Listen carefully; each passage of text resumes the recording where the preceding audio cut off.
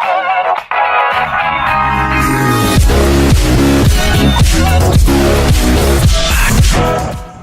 guys, it is Phantom X back again, and this time we're taking a look at a game called Hunter's Legacy. This game actually just released on Steam 2 days ago on July 19th, and they describe it themselves as a 2D single-player platform action game inspired by classics that we grew up playing. I actually had quite a bit of fun with this game, and this is really a first look. I've not spent a ton of time yet. A little over half an hour, I think about 40 minutes total, that's been reduced here into under 6 minutes or so, just to give you a sense of kind of what the game style and play is.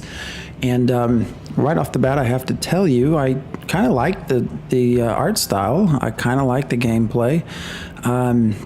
Not a lot of skills to use.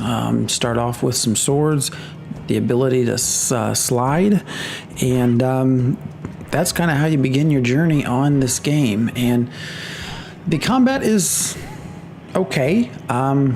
So far, you know, it's been a lot of hack and slash, and there is boss fights throughout this. The object of the game, though, you're trying to sort of save this town, this world, and you're sent obviously on goals to do so. The map actually is quite big, which you'll see here in a little while, meaning there's a lot to do. The question just becomes how much becomes repetitive. One thing that I have not really enjoyed so far, which actually pops up on a few other reviews, is the fact that in order to upgrade weapons and your hit points and things like that, you need this ore, and so far I've just not found much, and that actually seems to be a problem from multiple reviewers. Now, most of the reviewers, though, have said basically nothing but positive things, and I tend to agree with them. The game is not expensive. I think it's $6.99 right now, not on sale, and you know, for the price, it's fairly fun if you like this kind of platform action game. You will learn things as you go. As you know, most games, it's going to get more challenging. Each world has its own little sets of dangers. You get introduced to new different types of monsters with different abilities, and as you're running through, you're gaining coin and jewels, things that you'll later use to upgrade your weapon and your player. I also have found some other upgrades, such as a coin purse getting larger, being able to use, obviously hold more coin as you go. Here you're about to see me capture my first bow, and was not hard at all to get, obviously on purpose. This becomes sort of a mainstay of what you need, because after you get past the very early stages, you'll have to start turning some switches to be able to progress throughout the game.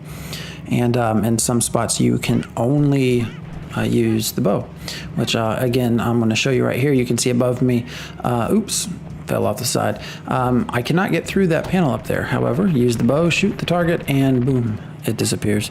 And then I can progress on in my journeys.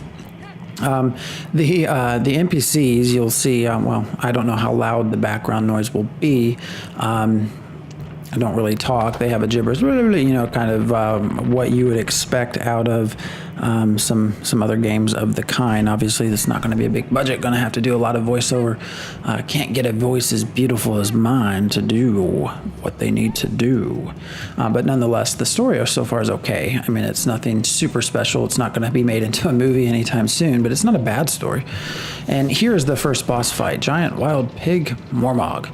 And I actually almost died here. Found a little bit of a bug right there. Actually, if you stay outside of his charge, you can just use your arrow all you want on him. Now I ran out of arrows. Luckily had just enough health to finish him off. I'm not sure if that's a bug or not, but it's definitely potentially an exploit if I had had more arrows. And here you're automatically upgraded to magic arrows. I did not find a way to go backwards. So, and actually as you kill things, as you chop things down, you get more arrows periodically. So you probably won't really run out. And here, after that first boss, you actually get to a town, and they tell you a little bit more of the backstory, and this is also where you're going to be able to come in and start upgrading things. Here is that ore that I mentioned. That is the only one I found so far. again, I've only played 35, 40 minutes. So here's someone that can either heal you or upgrade your hit points. Now, you actually will also find heals throughout the game as you're playing. But nonetheless, it is there. And then this is where you can upgrade your weapons, and I actually do later upgrade to the fierce dual swords, primarily because I figure I don't want to use a bow too much because I'll run out of arrows. Maybe later. And finally, a map. This was the second to last big thing I found in this area, and you can see there that map is actually fairly huge, so there's a lot to do. And this is sort of they call it a temple path, but it's a teleport, and this sends you to where you need to go.